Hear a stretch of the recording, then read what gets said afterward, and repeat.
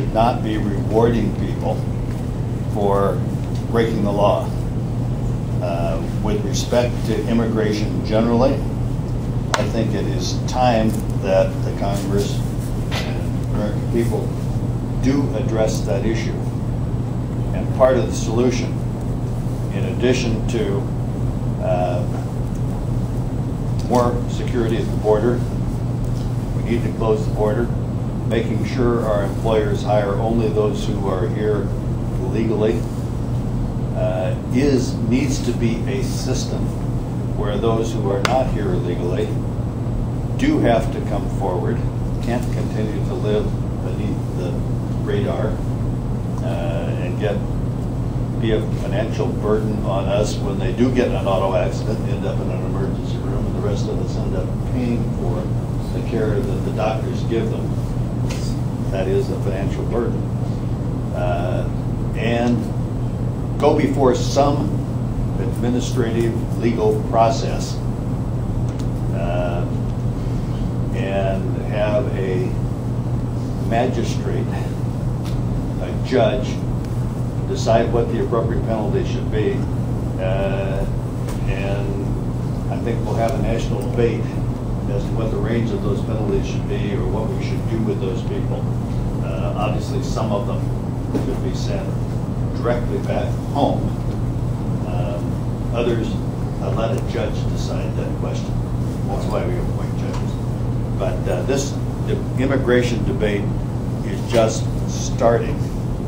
But we cannot continue to tolerate in this country a subculture that is overlooked, that our employers hire.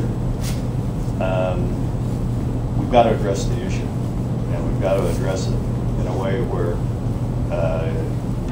unless you do what Reuben did and go through proper procedures, you can't continue to stay here and be a burden on health care and some other things. What I think a immigration proposal from the administration might look like, just for information, comprehensive immigration reform, it will not be too different from what, if I understand it correctly, what will be proposed by, was proposed by President Bush. But the outlines of what I think President Obama is going to propose would include beefing up the border, E-Verify, which means in order to get a job, you've got to have a match between your Social Security number and what Homeland Security and the demographic information Homeland Security has, so that their employers have to hire only people here legally. A substantial expansion of temporary worker programs to the extent that qualified Americans are not available, and the people pushing this are interested in two types of talent. One is jobs that Americans won't do. They tend to be in the service and agricultural area where they just can't get the crop in or the beds made, with jobs that are being unfilled.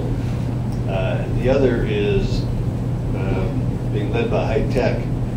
Our high tech is truly a global industry, and the high tech companies who are located here but have operations around the world want to keep their headquarters and their R&D and their intellectual talent here.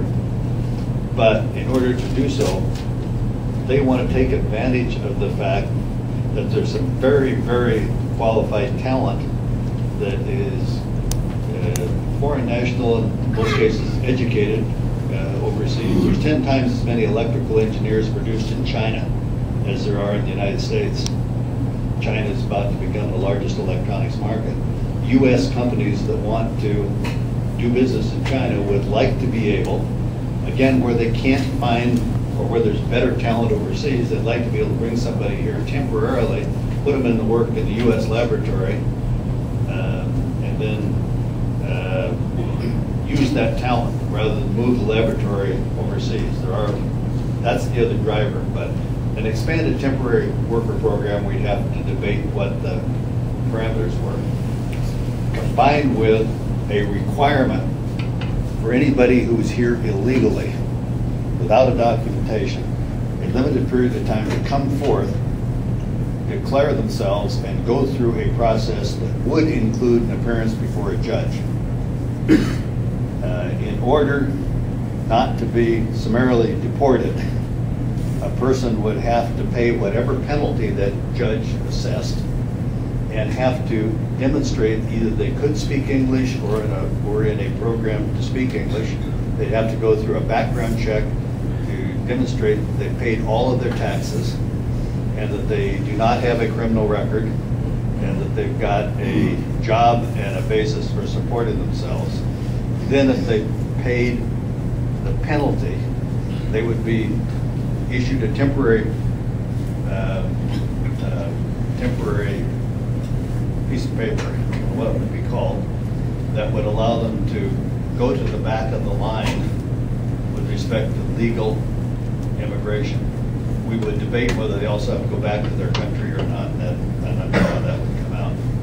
But, and it would include the provision that you would speed up the administrative procedure, because right now there's about a 7-year backlog of legal immigrants who have done the right things, who are trying to get in the country. These people would all go to the back of that line, but it would try to speed up the processing of people who are in that line so that you could get through it in some fashion according to some standard. That's the general conceptual outline of what they're thinking about. Not too different from what President Bush proposed to Congress. It will be hugely controversial, details of it. We'll have many more opportunities, Dr. Alexander, if you're still here and haven't gone to watch the basketball game, to have this kind of session if we get to that kind of discussion. But that's the thinking I pick up in talking to the administration.